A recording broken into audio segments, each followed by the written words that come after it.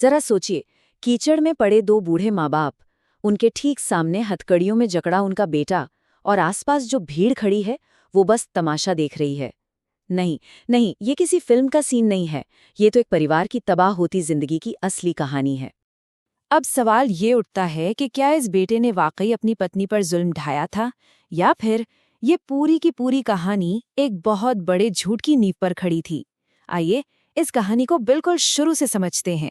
तो ये कहानी है उत्तर प्रदेश के एक छोटे से गांव की, एक ऐसे परिवार की जो आप कह सकते हैं एक बिल्कुल सीधी सादी आम जिंदगी जी रहा था, जब तक कि उनकी जिंदगी में एक ऐसा तूफान नहीं आ गया जिसने सब कुछ बदल दिया। तो इस कहानी के जो सबसे अहम किरदार हैं वो हैं रामलाल और सरस्वती, एक उम्रदराज पति पत्नी जिन्होंने अपनी पूरी जिंदगी, अपनी हर सांस अपने बेटे की परवरिश में लगा दी। और ये है उनका बेटा अमित। अमित शहर में नौकरी करता था, पैसे कमाता था, लेकिन उसका दिल वो हमेशा अपने गांव और अपने माँ बाप के पास ही रहता था। और फिर इस परिवार में एंट्री होती है रीना की, अमित की नई नवेली पत्नी। और बस रीना के घर आने के बाद से इस परिवार की कहानी हमेशा हमेशा के लिए बदल गई। अब देखिए, शुरुआत में तो सब कुछ ठीक ठाक ही लग रहा था, लेकिन बहुत जल्द एक छोटी सी मामूली सी बात एक ऐसे बड़े झूठ में बदल गई जो इस पूरे परिवार को अपनी चपेट में लेने वाला था। असल में रीना गांव की जिंदगी से बिल्कुल खुश नहीं थी।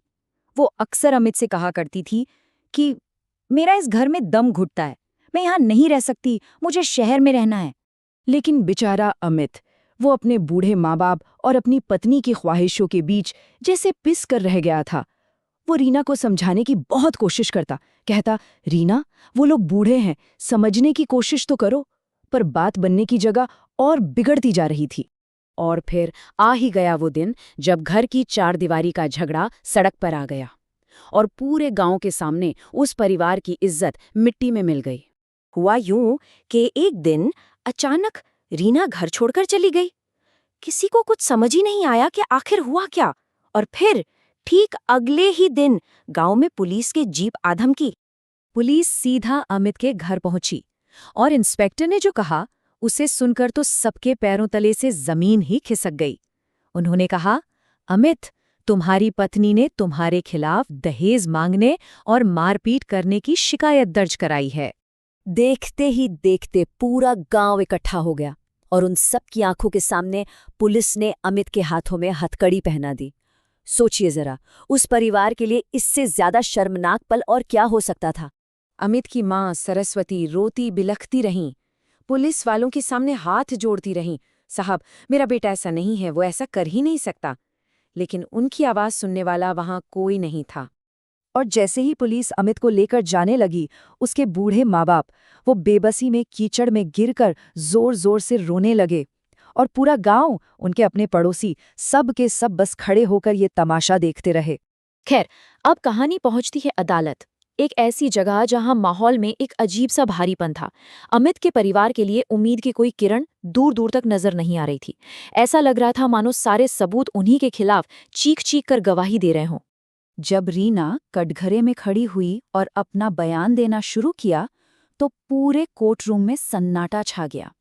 उसने कहा, इन्होंने मुझे दहेज के लिए बहुत पीटा।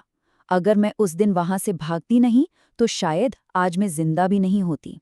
रीना की कहानी इतनी मजबूत, इतनी सच्ची लग रही थी कि जज साहब बस अपना फैसला सुनाने ही वाले थे। ऐसा लग रहा था कि अब तो अमित को सजा होनी तय है। परिवार की तो मानो सांसें ही थम गई थी।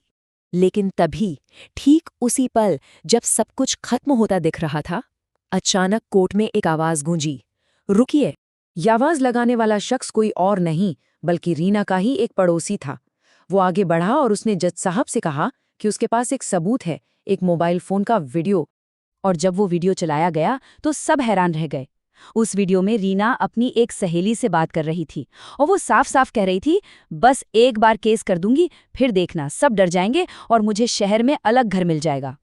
तो देखिए, एक तरफ रीना का आरोप था कि इन्होंने मुझे दहेज के लिए पीटा, और दूसरी तरफ उसकी ही जबान से निकली सच्चाई कि ये सब शहर में एक घर पाने का बस एक प्लान था। झूठ और सच का फर्क अब शीशे की तरह बिल्कुल साफ हो चुका था। सच्चाई सामने आते ही कोर्ट में जैसे हड़कंप मच गया। जज साहब ने फौरन अपना फैसला सुनाया। अमित और उसके माँ बाप को बाइज्जत बरी कर दिया गया। चलिए, कानून की नज़र में तो परिवार बेगुनाह साबित हो गया, उन्हें इंसाफ मिल गया। लेकिन असल जिंदगी में तब तक बहुत देर हो चुकी थी। जो नुकसान होना था वो तो हो चुका था। सोचिए, उस परिवार को कानूनी इंसाफ तो मिल गया, लेकिन समाज में, गांव में जो इज्जत खोई, वो मानसिक पीड़ा और कीचड़ में रोते हुए उन माँ बाप की वो तस्वीर, क्या वो जख्म कभी भर पाए होंगे? ये कहानी हमें यही सिखाती है कि कभी-कभी एक अकेला झूठ सिर्फ एक इंसान को नहीं, बल्कि एक पूरे के पूरे परिवार की जिंदगी को हमेशा के लिए तबाह कर देता है।